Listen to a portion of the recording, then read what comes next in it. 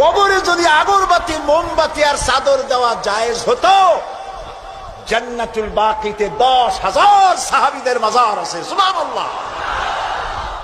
হযরতে ওসমান রাদিয়াল্লাহু তাআলা আনহু শুয়ে আছেন জান্নাতুল বাকিতে। হযরতে আয়েশা আমাদের মা রাদিয়াল্লাহু তাআলা আনহা শুয়ে আছেন জান্নাতুল বাকিতে উন্মুক্ত আকাশের নিচে। আহারে।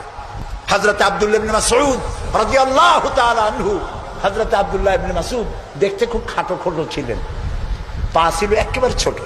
একদিন হাদিসে এসেছে, একদিন তিনি খেজুর গাছে উঠতেছিলেন, নিচে সাহাবীরা দাঁড়ানো, এরপরে তার পাও দেখে ওনারা হাসতেছিলেন, এত ছোট পা, হাসতেছিল। রাসূলুল্লাহ বললেন, সাহাবীরা আব্দুল্লাহর পা দেখে হাসতেছো? কিয়ামতের দিন আব্দুল্লাহর পা যদি এক পাল্লায় রাখা হয় আর ওহদ পাহাড়টা যদি আর এক পাল্লায় রাখা হয়, ওহদ পাহাড় তার পায়ের সমান হবে না। এই হযরতে আব্দুল্লাহ ইবনে মাসউদ রাদিয়াল্লাহু তাআলা